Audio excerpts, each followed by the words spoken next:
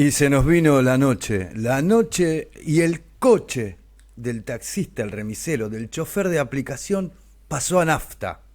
Mas la paradoja es que ese paso no fue evolución, haber ganado más velocidad y más soltura. No cuando además la nafta aumentó.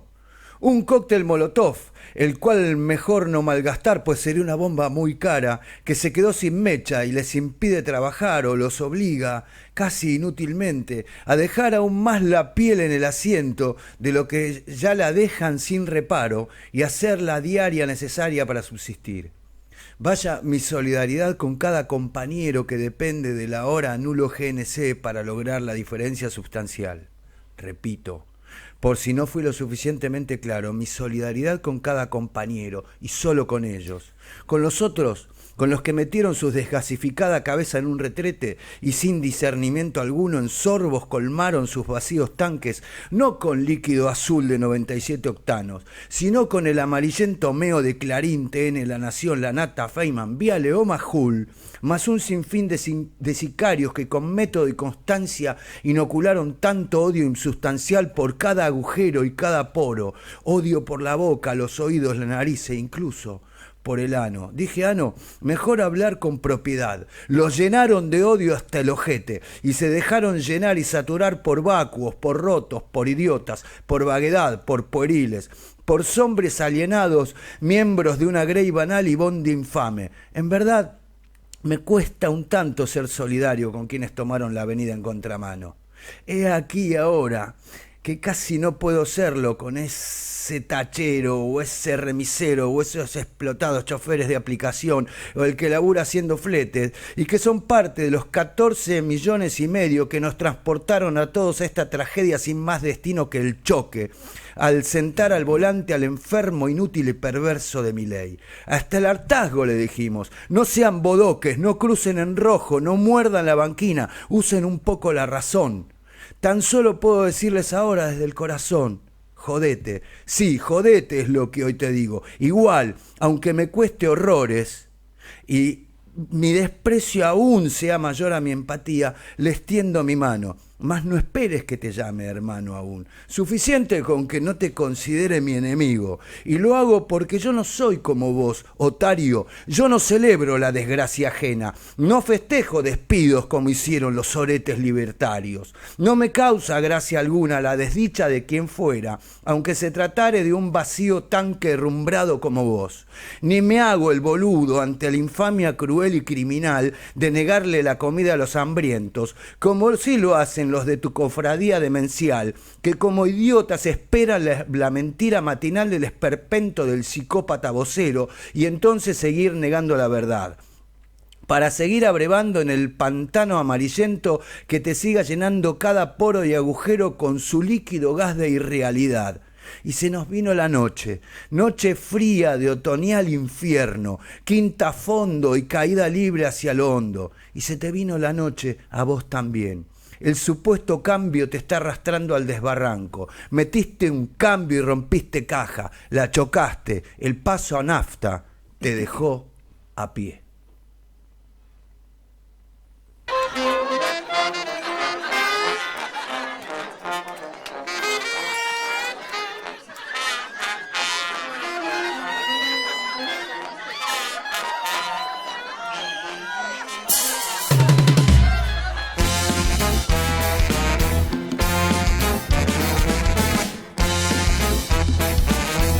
Buenas noches, hermano, compatriota, pueblo querido. En otra edición de Y se nos vino la noche, este programa de la polémica que nunca termina, donde además mi compañero y poeta, el bardo Pablo Funes, inaugura un nuevo género dentro de la poesía, que es la suplantación de la metáfora por el insulto. Porque entiendo que vos, es parte, querido, de alguna manera. Querido compatriota, vos que votaste después de 2 gobiernos que te arruinaron y que entre 3 alternativas, ninguna de ellas populares, dijiste voto al que ya me arruinó, voto al otro que ya me arruinó o al que me promete arruinar. Y probablemente hayas elegido esto y este es el resultado de tu voto.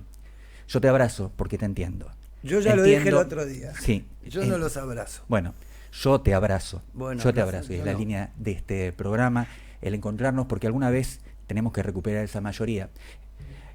Tan luego nosotros, los peronistas, que entendemos como religión aquel dogma que nos dejó Perón, que los pueblos no se equivocan, podrán ser engañados, pero no se equivocan.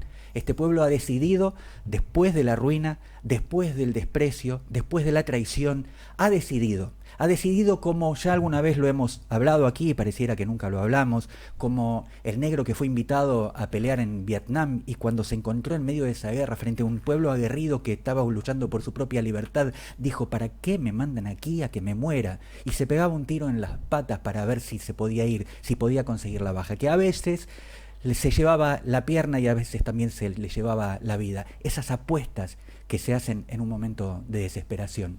Querido pueblo, juntémonos, pensemos. Ahora ya no están ni los unos ni los otros, está este, y es mejor que nos abracemos para enfrentar a este, que es el nuevo malo, porque si seguimos detenidos en los viejos malos, no vamos a ser protagonistas de la historia. Yo no voy a discutir, porque ya tuvimos esta discusión, y la verdad es que estaría bueno, ante todo, recordaros a los oyentes que estamos aquí en Se nos vino la noche, en FM Radio Cristal 94.9, y quienes quieran vernos en streaming pueden ir a la página www.fmradiocristal.com.ar. ahí estamos nosotros en este momento en tríptico, porque tenemos un invitado y queremos aprovecharlo al máximo. Por eso no voy a ahondar en la discusión. Y se pueden comunicar con nosotros, mandarnos un mensaje de texto o un mensaje de voz, que sea corto el mensaje de audio, al 11 6452 8341, tal como lo pueden ver en pantalla. Repito, 11 6452 8341. Así que... Y tenemos como invitado, claro, a un analista de la realidad internacional, mi querido colega y amigo Eduardo Bior. Bienvenido, Eduardo. Hola, ¿qué tal? Muchísimas gracias y un gran abrazo para toda la audiencia. Es un placer estar aquí. Estoy inaugurando.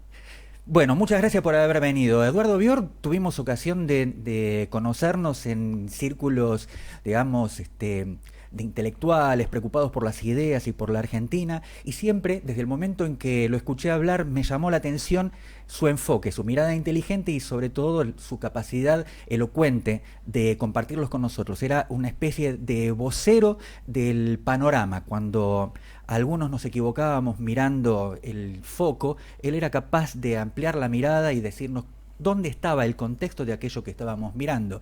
Y hoy lo invité a raíz de un artículo en el cual nos llama la atención, nuevamente nos llama la atención, porque pareciera haber sido un hecho providencial. En la Antártida Argentina, allí en esa península en la que tenemos 120 años de permanencia ininterrumpida los argentinos y que reclamamos como propia, por lo menos hasta el Tratado Antártico, hasta que venza el Tratado Antártico, un buque ruso descubre que se encuentra acaso el yacimiento petrolífero más importante del planeta. ¿Y por qué aparece justo ahora esta información? ¿Y por qué otros buques u otras incursiones antárticas con la misma tecnología no nos los avisaron como esta vez? ¿Qué pasó, Eduardo?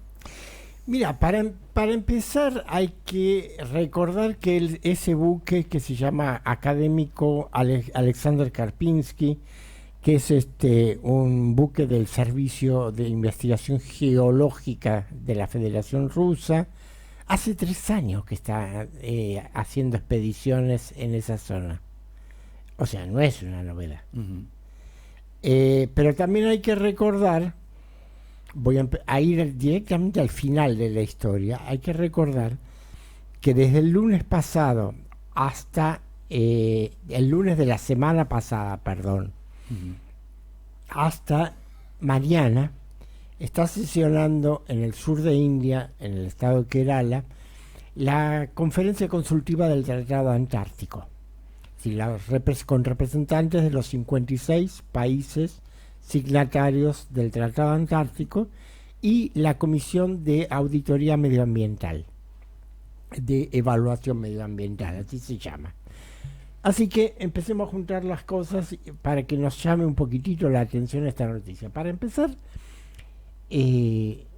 no tenemos la menor idea de si ese buque descubrió petróleo o no. Ujú. Porque la única fuente informativa que existe es un diario británico, The Telegraph, un diario conservador británico, que el día 11 de mayo contó en un artículo, en una columna firmada, una reunión de la Comisión de Auditoría Medioambiental de la Cámara de los Comunes del Parlamento inglés, del Parlamento británico, perdón, en la cual se trataba como información que este buque habría por investigación sismográfica habría descubierto un gran yacimiento de petróleo en el mar de Weddell. Perdón, oficialmente la Federación Rusa entonces no comunicó nada. Absolutamente nada. A eso voy ahora inmediatamente. En esa reunión fue convocado el subsecretario para Asuntos del Continente Americano, Atlántico y Atlántico Sur, David Rockley, quien dijo que el gobierno británico no tenía ningún problema con las investigaciones de ese barco, porque se ajustaban a la investigación científica del Tratado Antártico. Recordemos, el Tratado Antártico 1959 fue el que suspendió todas las reclamaciones de soberanía territorial sobre el continente antártico y fue complementado en 1998 con un protocolo de protección ambiental, que es el que prohíbe cualquier tipo de explotación, de exploración o explotación minera por 50 años, o sea, hasta 2048, que es cuando vence el Tratado Antártico. Bueno, uno diría, ¿y entonces por qué tanto ruido? Resulta que en la misma reunión del Parlamento habló como experto el profesor Klaus Dodds. El profesor Klaus Dodds es un profesor de geopolítica de la Universidad de Londres, especializado en historia de la presencia británica en el Atlántico Sur y la Antártida, y furiosamente anti-argentino, que en todos sus libros, con enormes diatribas contra el nacionalismo argentino y esa locura argentina de pensar que las Islas Malvinas pueden ser suyas. Es ese tipo. Entonces, esta persona es el agitador que además está exigiendo que el Consejo Consultivo del Tratado Antártico no siga más tomando las decisiones por consenso. Esto es muy importante. En el Tratado Antártico las decisiones se toman por consenso y eso nos ha salvado el cuello muchas veces, porque hay muchos países que hasta honestamente no entienden nuestras reivindicaciones sobre el océano Antártico. Las Islas Malvinas mismas no están dentro del Tratado Antártico, pero sí las Islas Sandwich del Sur y las Islas Orcadas. Es decir, por lo tanto, cuando las delegaciones argentinas han hecho algún tipo de reclamación por cuestiones de pesca, es decir, de protección de especies, había países que decían, bueno, ¿y a ustedes eso qué les importa? Es que nosotros no queremos que de ahí devengan derechos que después Gran Bretaña pueda reclamar para la soberanía sobre las Islas Malvinas, porque todo el reclamo británico de soberanía sobre lo que ellos llaman el territorio antártico británico, que abarca desde el oeste de la península antártica, o sea, territorio chileno, hasta el extremo oriental del mar de Weddell, se refieren estrictamente a la soberanía, a la supuesta soberanía británica sobre las Islas Malvinas de un lado, y del otro lado sobre el archipiélago Picton en el Océano Pacífico. Con eso ellos construyen un triángulo con el que hacen su reclamación. Apa. ¿Qué pasa? En el Consejo del Tratado Antártico, los únicos países no alineados con Occidente son, escuchen la lista y no es casual, Rusia, China, Sudáfrica y Brasil, o casualidad, los 4 miembros de BRICS. Y esos son los países antes votaban junto con Argentina, y si había una mayoría en contra se apelaba al principio del consenso, se decía si no se toma por consenso no se puede adoptar la decisión. Si se llegara a adoptar un régimen de decisiones por mayoría estaríamos perdidos, claro. Absolutamente. ¿Qué pasó? Vos, Pablo, me preguntaste, pero la Federación de Rusia no dijo nada. Ese mismo día, ese mismo 11 de mayo en que sale el artículo británico, sale en la página web de la Administración Nacional Rusa del Petróleo y del Gas una información de que el diario británico ha sacado esta información. Y reproducen la información diciendo, los británicos dicen que. Ese es el máximo nivel de reconocimiento que hizo Rusia. Todo el lío, en realidad, se difundió la campaña porque al día siguiente, el día 12, alguien, vaya Dios a saber quién, subió al canal de Twitter, o sea, de la red X, lo que antes era Twitter, de el noticiero de BRICS News, subió una información muy muy cortita que en inglés que decía: Rusia descubrió un yacimiento de 511.000 millones de barriles de petróleo en el mar de Weddell, territorio antártico británico. Ajá. ¿Eso fue qué día? Al día siguiente, fue el martes 2, a ver si creo que es correcto, fue el lunes 12 de mayo. Hay que decir lo siguiente, claro, todos los medios occidentales lo tomaron como que eso era una declaración oficial rusa. Primero, que BRICS no tiene una estructura organizativa, no tiene secretariado, es decir, no tiene una burocracia tipo Naciones Unidas donde vos puedas decir el jefe dijo que. Segundo, que el canal de BRICS tiene su redacción central en Moscú, pero participan redacciones de todos los países miembros de BRICS. Ariel tuvo hace muchos años experiencia de lo que es participar en un canal de televisión multinacional, porque se mezclan las trayectorias, las legislaciones, las prácticas periodísticas, las roscas políticas de cada país, y entra todo. Pensemos que en BRICS está también India, que es en muchos aspectos furiosamente pro-occidental, y está Arabia Saudita, y están los Emiratos Árabes Unidos, y está Egipto. Es decir, yo me imagino perfectamente que en el fárrago de posteos que se hacen en ese canal de BRICS, alguien coló algo y a la redacción se le pasó. Sencillamente. Que les metieron ahí un caballito de Troya. Sí. No es un canal oficial entonces de BRICS, el BRICS News.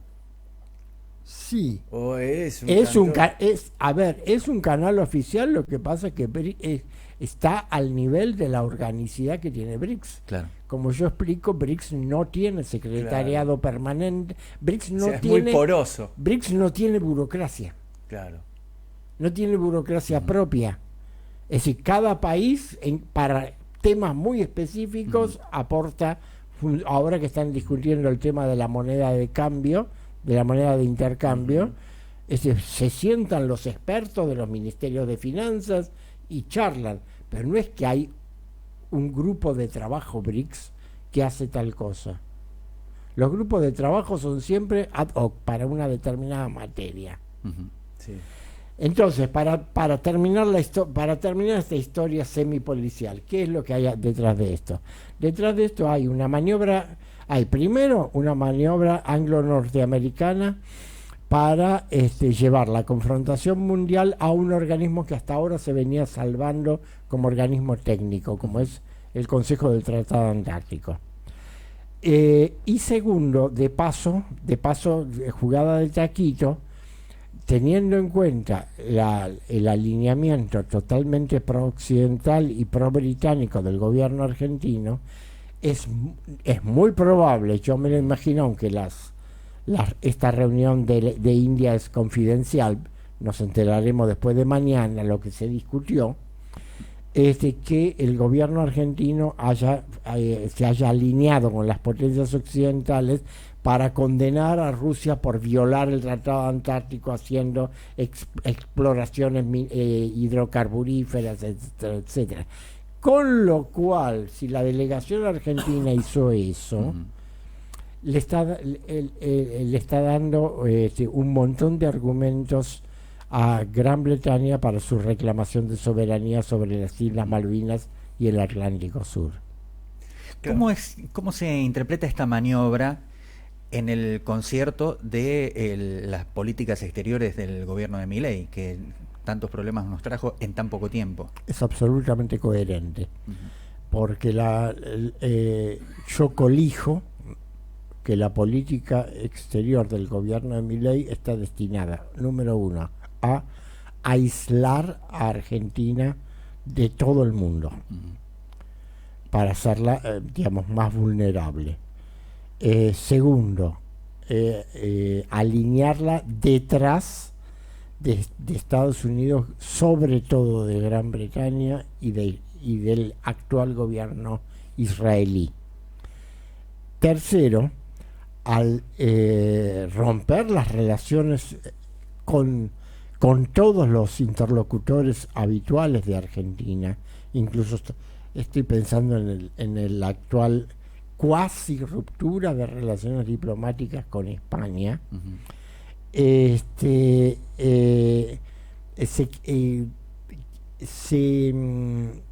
eluden todos los controles interestatales que existen para la acción de las corporaciones. Recordemos que las principales empresas que figuran como españolas, que tienen inversiones en América Latina, en realidad son de capitales británicos.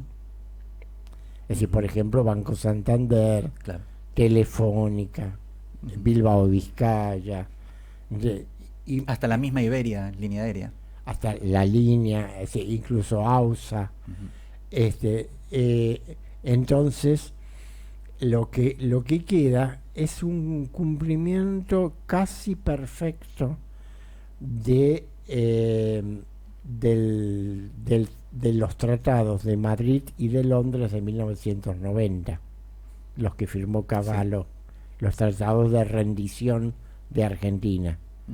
Es decir, el tratado político que firmó como ministro de Relaciones Exteriores, y a los 6 meses, al revés, el tratado económico que firmó como ministro de Economía, y el tratado político que firmó como ministro de Relaciones Exteriores. ¿Y por qué? ¿Pero por qué esto? ¿Por qué este giro así y llevar a la Argentina a este aislamiento? O sea, ¿qué responde? A la necesidad de fragmentarla. ¿Dónde nace? Porque yo no creo que ¿Dónde nace? No creo personalmente que esto haya estado en la cabeza de Milei. Yo creo que hay alguien... No, está en la corona. Alguien atrás. Es decir, yo te puedo mostrar... Que fue articulando... Te puedo mostrar escritos de Bernardino Rivadavia de 1811, en el primer triunvirato, explicando por qué la Junta de Buenos Aires, el gobierno de Buenos Aires no tenía por qué ocuparse de esas provincias del interior. Digo, porque a lo mejor pensaba en Alberto Fernández diciéndole a Vladimir Putin que quería que Argentina fuera la puerta de entrada de Rusia a América Latina. Sí, y al mes siguiente cerrándole. Claro, y bueno, y votándole en contra teniendo que... Pero digo, el Consejo de Seguridad. No fue un disparador para Inglaterra, Estados Unidos, o simplemente lo tomaron como una frase lanzada para quedar por la galería. No, a ver, fue sí una alerta de los peligros que se esconden detrás del peronismo, kirchnerismo, campo nacional y popular, como lo queramos llamar y bautizar. Es decir, por supuesto, ellos consideran, es muy viejo eso, yo recuerdo cuando yo hice mi tesis de doctorado en ciencias sociales en Alemania, la hice sobre los proyectos, modelos y proyectos de nación en Brasil y Argentina. Uh-huh. Y entonces en un viaje de investigación entrevisté en Brasil al entonces senador Roberto Campos. Roberto Campos había sido el primer ministro de planeamiento de la dictadura militar brasileña entre 1964 y 1967. Un caballero, un señor de la alta aristocracia brasileña, no tuvo ningún empacho en hablar conmigo y decirme todo. Y la explicación fue simple. Mire, en 1964 Brasil no tenía crisis económica. El problema que teníamos era el populismo, que es la antesala del comunismo. Entonces, para acabar con el populismo, nosotros teníamos que acabar con la industrialización sustitutiva de importaciones, que permite industrias con trabajo de masas, en los cuales se asientan sindicatos fuertes, en los cuales se asienta el populismo y le permiten la entrada al comunismo. Una estratega. Esa lógica, claro, esa lógica se ha seguido en toda América Latina, se ha seguido en otros continentes también, y esa es la explicación de por qué ellos necesitan quebrar y romper todo tipo de unidad. En el caso británico, van más adelante que los norteamericanos. Uh-huh. Los norteamericanos confían en poder administrar todo nuestro territorio con un par de virreyes. Uh-huh. Es decir, los británicos saben que no. Y quieren, por ejemplo, una región noroeste minera, una región noreste con recursos acuíferos, una región pampeana y una región patagónica antártica como base de operaciones. Uh-huh. En el esquema, y esto hay que agregarlo en este momento, en el esquema de que ellos están convencidos, todos los miembros de la OTAN están convencidos de que van inevitablemente hacia una guerra con China. Uh-huh. Uh-huh. Y que por lo tanto, como el canal de Panamá se está secando por la crisis, el cambio climático, la vía interoceánica que queda es el estrecho de Magallanes y el canal de Beagle, que por lo tanto deben ser asegurados estratégicamente desde una base estratégica en Malvinas y tácticamente desde una base naval en Ushuaia. Claro, yo estuve hace 10 años atrás en Managua, exactamente el día que el gobierno nicaragüense anunciaba la firma de acuerdos para la construcción del canal de Nicaragua, y que rápidamente el gobierno de Estados Unidos se opuso. Primero Obama dijo que estaba de acuerdo, pero rápidamente ese proyecto quedó trunco. Claro, además porque no se hizo con el Estado chino, sino se hizo con un empresario chino que resultó medio trucho. Uh-huh. Es decir, México encontró una solución intermedia muy inteligente en el gobierno de López Obrador, que fue construir el ferrocarril del Istmo, es decir, el Istmo de Tehuantepec, desde el Caribe hasta el Pacífico. Y de ese modo, digamos, con sistemas de transporte multimodal, se pueden transportar las cargas de un mar al otro relativamente rápido, y en grandes volúmenes. Pero no es lo mismo, por supuesto, que tener una vía navegable como es el Estrecho de Magallanes, que controla Chile, Sí. Por el que pueden pasar los llamados Super Panamax, es decir, los buques de gran calado y de una gran eslora, que pueden llevar una cantidad inmensa de contenedores. Por eso, digamos, todo el problema, por eso también el esfuerzo que había emprendido el Ministerio de Defensa bajo Jorge Tayana para la instalación de radar en Río Grande, por eso, como contra el radar británico en Toluín, que sigue funcionando ampliamente. Es decir, estamos en pleno nudo, en uno de los nudos mundiales de la confrontación entre los bloques.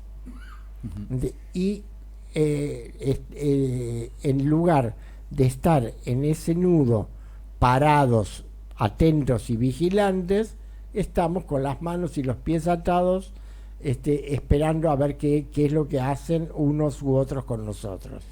Estamos en un momento crucial de la historia en el cual podemos observar, porque claro, por un lado estamos influidos por el relativismo inglés, que hace presumir que la vida es ese trayecto entre que nacemos y morimos. Y hay una idea de trascendencia que tiene que ver con nuestra ecúmene criolla, que nos imagina en comunidad, y entonces en la patria uno trasciende y entonces tiene la perspectiva de la historia. Y estos acontecimientos no son más que novedades dentro de un esquema que hemos atestiguado los argentinos desde que nos soñamos argentinos y nos soñamos Estado-Nación, desde el momento en que repelimos a los ingleses en sus primeras 2 invasiones, que además la historia dice que fueron algunos intentos más, hasta el día de hoy no han cejado en eso, y algo bueno debemos haber hecho en las todo 2 únicas derrotas que tuvieron los ingleses en el siglo XIX. Claro, y además solo contra los zulúes y contra los argentinos. Sí. Esto habla de nuestro pueblo. Lo que es importante ahora es tratar de hacer consciente este Estado para que recupere el pueblo su hidalguía y su orgullo nacional, su carácter, para evitar que deje de ser masa para ser pueblo. De eso se trata. Ocurre que todo esto está emergiendo rápidamente ahora. Yo, por ejemplo, te estaba escuchando a propósito de esta fragmentación de la Argentina en regiones y me preguntaba si este grupo que conformaron los gobernadores patagónicos, que el disparador fue la pelea entre el gobernador de Chubut y el gobierno de la nación, está relacionado con la sospecha de secesión, ¿no? La bandera que levantaron tiene símbolos masónicos. Claro. Es como si llevaba firma. Es decir, a mí me preocupa. Es decir, yo puedo tener partidariamente o partidistamente, puedo apoyar las reivindicaciones de la provincia de Chubut, un montón de cosas. En principio, yo estoy furiosamente en contra de la reforma que se introdujo en 1994, claro, en la que los recursos naturales pasaron a ser propiedad de los recursos del subsuelo pasaron a ser propiedad de las provincias. No obstante, yo creo que aún con esa cláusula constitucional se puede implantar una norma de beneficio colectivo. Es decir, el litio es tuyo, Jujuy, pero somos una comunidad nacional y debe servir al beneficio de toda la comunidad nacional. No te discutimos la propiedad, pero claro, Claro. su utilización, el sentido de su utilización, qué tipo de industrialización se le da, que de qué modo se lo exporta, nadie te va a quitar las regalías. Pero de qué modo se le exporta, es posible hacerlo si existe voluntad nacional de hacerlo. Es una cuestión de voluntad nacional y creo que un poco más también. Me parece que hay una cuestión de compromiso real con la patria, con la nación. Si hay voluntad, hay poder. Y Sí. si hay poder, hay organización. Ahora, hay un nuevo bloque que irrumpe en la realidad internacional y aprovecho que te tenemos para consultarte a vos, que se expresó con muchísima potencia en el transcurso de la pandemia de COVID-19, en que los países han aceptado ser ordenados de alguna manera por una institución que se manifiesta internacional, pero que es privada y que responde a los intereses de los laboratorios y de los dueños de las empresas de alta tecnología, ¿no? Sobre todo la tecnología digital.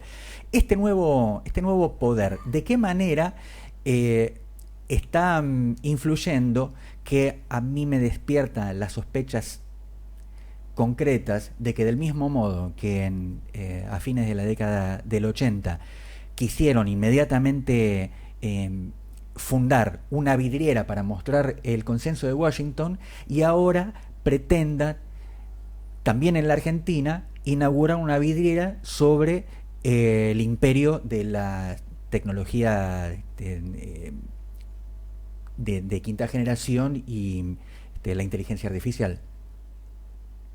Si te entiendo bien, vos lo estás relacionando con el poder de las farmacéuticas y los laboratorios. Porque Sí, que son lo socios, vinculaste además, con el tema del COVID. Claro, las farmacéuticas, los laboratorios y las Sí. empresas de tecnología forman parte de un mismo grupo de poder y que se manifestó en ese momento. O sea, era la OMS y era las fundaciones Bill y Melinda Gates y era Silicon Valley. Ahora, con Milei haciendo tratados faltándole el respeto a los estados que visita, pero dándole énfasis al contacto con estas empresas, ¿estará intentando que ese bloque de poder muestre el resultado del experimento en una vidriera como la de Argentina? Es una historia, primero te respondo que sí. Es una historia que viene desde por lo menos el año 1970. Uh-huh. Es decir, cuando salió el informe del Instituto Tecnológico de Massachusetts, que después en el año 1972 se publica por el Club de Roma con el nombre de los límites del crecimiento, recoge una viejísima tesis del economista inglés Robert Malthus, sobre que los recursos son finitos y no alcanzan los recursos que hay en el planeta para dar el mismo nivel de bienestar a toda la población del planeta. Eso, digamos, tuvo en ese momento tuvo una respuesta magistral en el mensaje ecuménico a los pueblos y naciones del mundo del general Perón, uh-huh, que se dirigió a la primera conferencia internacional sobre medio ambiente en Estocolmo, en Suecia, en 1972, donde por el contrario sí, es decir, se opinaba que modificando el modelo económico para que no fuera un modelo de derroche, sino que estuviera dirigido a satisfacer las necesidades de toda la población mundial, era posible conciliar un crecimiento económico sostenido con el respeto a los límites que impone el medio ambiente. Uh-huh. En eso, digamos, Perón en ese momento coincidió plenamente con el mensaje que dio Mao Zedong. Uh-huh. Es decir, ellos coincidían mucho en sus mensajes, y esa es la otra línea que en este momento es la línea sostenida por el Papa Francisco en sus encíclicas. Uh-huh. Entonces tenemos dos líneas. Una, la línea que dice hay que reducir la población mundial, y de ahí viene, por ejemplo, la manipulación de los medicamentos, Es decir, el modo en que se ha desarrollado la investigación farmacológica, es decir, no atendiendo las necesidades de aquellas enfermedades que afectan a la inmensa mayoría de la población, sino a determinados grupos muy selectos. El modo en que se ha manejado, digamos, toda la socialización y la modificación de la sociabilidad en los países centrales de Europa y Estados Unidos, es decir, la individualización, la atomización de la población, el llevar a una población mayoritariamente de individuos o de parejas que no tienen hijos, la manipulación del feminismo, que era otra cosa cuando surgió, para convertirlo en un movimiento antifamilia, la manipulación de los movimientos por la diversidad sexual, también para alejarlos de la construcción de familias. Recordemos que precisamente en Argentina, cuando se legaliza el matrimonio homosexual, se legaliza con la idea de que toda unión puede constituir familia. Es decir, la idea fundamental ha sido en nuestro país el fortalecimiento y la construcción de la familia. E inclusive el Papa Francisco, cuando se ha referido a estos temas, ha dicho, más o menos, si se dirige a la construcción de la familia, a mí no me importa qué forma tenga. Claro. Entonces todo eso tuvo una manifestación estratégica en 2002, cuando se hace, por un lado, bajo el gobierno de George W. Bush, la reforma de las Fuerzas Armadas norteamericanas, que ahora la están pagando caramente, porque las convirtió prácticamente en sucursales empresarias. Es decir, cada comando se convirtió en un emprendimiento empresarial. Eso por un lado, y por el otro la estrategia que la misma persona, el almirante Zebrovsky, que era el encargado de planeamiento en la Secretaría de Defensa de los Estados Unidos, que planificó la división del mundo, la división del mundo para hacerlo gobernable. Es decir, se suponía que había en todo el sur global una cantidad de países que eran incapaces de gobernarse a sí mismos. Por lo tanto, esos países deben ser gobernados por una élite tecnocrático-empresarial mundial, de que sea la que administre los bienes comunes en beneficio, teóricamente, de la humanidad. Que eso es precisamente... Pero en desmedro de los habitantes de esas naciones. Hay un principio básico, que es la disminución de la población. Sí. Por todos los medios posibles. Es decir, sea por limitación de la natalidad, reducción de la natalidad, menos nupcialidad, hambreamiento, desempleo, el consumo masivo, etcétera. De eso, digamos, es la política del foro de Davos. El foro de Davos es eso. Yo aprovecho tu presencia para hacerte una pregunta, a ver tu opinión. Ahora, ¿el mundo está ante un problema demográfico hoy? ¿Se puede considerar 8.000 millones de habitantes como superpoblación? No, todo lo contrario. Estamos ante un gravísimo problema demográfico, que es el decrecimiento de la población mundial. La población mundial ya no crece. Ya no crece. Excepto hay países como India. Sí. Entonces la estadística global te aparece deformada por un solo país que tiene 1.500 millones de habitantes. Claro. Pero el resto de la humanidad, salvo uno u otro país, está decreciendo. Está decreciendo, se está envejeciendo. Sí. y la tendencia se proyecta de ese modo por lo menos para los próximos 30 años. Estamos en una situación dramática.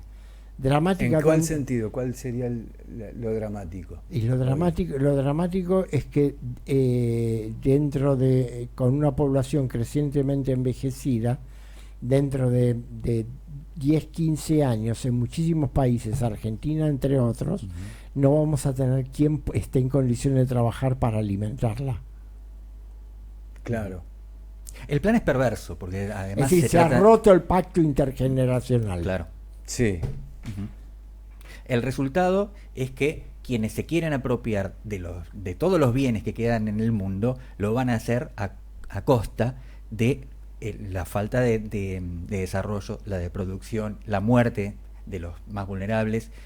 Digamos que es perverso, porque además es cierto que en algún momento se van a terminar los recursos, pero se los quieren quedar ahora. Estos que todavía, que inclusive en sus experimentos están jugando a ver la posibilidad de convertirse en inmortales. Eso ya es yo no estoy de acuerdo, Ariel, de que en algún momento no necesariamente se tienen que terminar los recursos. Se van a terminar si seguimos con este modelo, con este modelo de desarrollo económico consumista, derrochador, con altísimo consumo de energía, etcétera. Pero es posible pasar a otro tipo de economía, de bienestar, y en ese sentido China está a la vanguardia. Ahora, hay un poder, o sea, estas intenciones de estas élites, ¿cuánto hay de poder real como para llevar adelante sus planes y cuánto de arrogancia? Tienen poder real, claro. Son 8 hombres, 8. Sí. 8. Son 8 hombres que controlan el 50% de la riqueza del mundo. 8 hombres que controlan el 50% de la riqueza. Sí, además son hombres, no hay ninguna mujer en ese grupo. De esos ocho hombres, uno francés, que es el dueño de Louis Vuitton. El que ahora figura como primero en la lista de Forbes. Exactamente, el más rico del mundo. Y creo que 6 son norteamericanos. Y me parece que hay uno que probablemente sea Rothschild, británico. No tengo todos en la memoria, pero obviamente allí están Jeff Bezos de Amazon, está Elon Musk, está Bill Gates, está Zuckerberg. Mark Zuckerberg de Google, y está Slim, ¿está? No, bajó muchos escalones Carlos Slim, el mexicano. Es decir, no, el otro también es norteamericano. En el momento ahora Larry Fink, el CEO de BlackRock. El de BlackRock, exactamente. Sí. Y por ahí cierra lo que vos preguntabas al principio de este bloque del programa, cuando vos relacionabas los laboratorios farmacéuticos con con la expansión actual de la inteligencia artificial. Es decir, los grandes laboratorios farmacéuticos son propiedad de fondos de inversión, fundamentalmente BlackRock y Vanguard. Hoy esos 8 hombres a su vez están poseídos por fondo de inversión, porque en realidad, si nos fijamos bien, lo que Larry Fink administra no es otra cosa que los ahorros de los trabajadores norteamericanos que están ahorrando toda su vida para sobrevivir en la vejez. Claro. Son las AFJP. Son fondos de pensión. es perverso, es perverso. Es decir, están especulando con el miedo de un pobre trabajador norteamericano, que puede ser de mayor o menor categoría, a la vulnerabilidad total en la que puede quedar cuando se jubile, porque el sistema jubilatorio público norteamericano es muy débil. Se están especulando con eso para a su vez explotar a toda la humanidad. ¿Y cuál es el rol que juega la Federación Rusa y China en todo este ajedrez global? En principio, digamos, su primer rol es escupir el asado. Es decir, han roto el bloque, una por proyecto, la otra por necesidad existencial. Es decir, China por un proyecto de muy larga data, que consiste en volver simplemente al rol que China tuvo durante 1800 años, ser el centro del mundo. Además, el nombre del país, Xinjiang, quiere decir eso, el país del medio. El país del medio. Lo cual no quiere decir dominar a todo el mundo, simplemente quiere decir que ahí se encuentren todas las tendencias del mundo. Pero Rusia tiene una visión parecida también de ser el centro del mundo. No, para nada. Es nacionalista. Tampoco, es otra cosa. Rusia tuvo que entrar en un juego. Es decir, Rusia fue occidental, el gobierno ruso fue occidentalista hasta 2022. Sí. Porque Vladimir Putin creyó en la posibilidad de occidentalizar Rusia. Todavía hasta la Conferencia Internacional de Seguridad de Múnich de 2007, él creyó que Rusia podría incorporarse a la OTAN. En ese momento, cuando se da la tercera fase de expansión de la OTAN hacia el este, es cuando él advierte en esa conferencia, les advierte, no se acerquen más a la frontera rusa, y ahí dejan de invitarlo, y el G8 pasa a ser G7 sin Rusia. Ahora, Eduardo, antes del 2022 ya estábamos en conocimiento de una corriente nacionalista y tercerista rusa, o de la Federación Rusa, a través de su filósofo Alexander Dugin, que era un consejero muy cercano de... No, para nada. Alexander Dugin es marginal.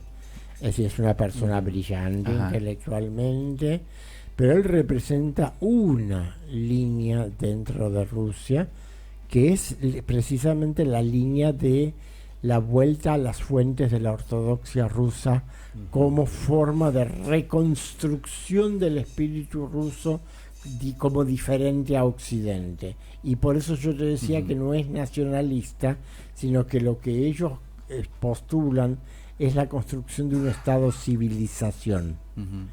¿Por qué no es nacionalista? Por la simple razón de que Rusia es un país multiétnico, multilingüe y multirreligioso. Sí, claro. Tomemos por ejemplo, simplemente como ejemplo, el ex ministro de Defensa, Sergei Shoigu, es turano, es un pueblo túrquico de los montes Urales. Es decir, está el turano, que es turano y es ruso. Está el bulato, que es bulato y es ruso. Está el cosaco, que es cosaco y es ruso. Está el calmuco, que es calmuco y es ruso. Es decir, la doble pertenencia. Pero la doble pertenencia solamente es posible porque Rusia no se concibe como un estado nacional, sino como un estado civilizatorio. Sí, yo entiendo esto. Estamos llegando Fascinante, al final del fascinante, programa. se nos Realmente, pasó volando, si un día fascinante. quisieras volver, sería un enorme gusto para Enorme nosotros. placer, enorme placer. Pero hay un concepto, esto ya lo había estudiado Lenin en su libelo acerca del problema de las nacionalidades, y en la última entrevista que dio Vladimir Putin, que tuvo repercusiones internacionales, hablaba de una ecúmene que tenía a la Rusia como la gran madre. Ahora poco, así, es por los palos que recibió, Putin recibió tantas cachetadas que ahora por fin se convenció que es ruso. Y que ser ruso es incompatible con ser occidental. Recordemos que todavía, después que se produce el golpe de Estado en Ucrania en 2014, Putin en los acuerdos de Minsk siguió negociando con Angela Merkel y con el ex presidente francés François Hollande, pero durante años y recién hace un par de años nos enteramos, ya ampliada la guerra con la entrada del ejército ruso en Ucrania, nos enteramos por confesiones de ambos de que lo habían hecho solamente para ganar tiempo y permitirle a Ucrania armarse mejor. Notable. Estamos ya en el final. Gracias, Dani. Te pedimos disculpas por pasarnos estos minutitos, pero lo necesitábamos. Gracias, Eduardo, por esta visita que nos hiciste. Y ¿qué viene ahora? Este espacio. ¿Qué sigue? No, ahora no sé, porque hoy es miércoles. Hoy está Quinteros, pero amigo Quinteros, por favor, Martín Quinteros, nuestro respeto. Tremendo. Y que disfruten, quédense con Martín Quinteros disfrutando de Soundfly. Wow.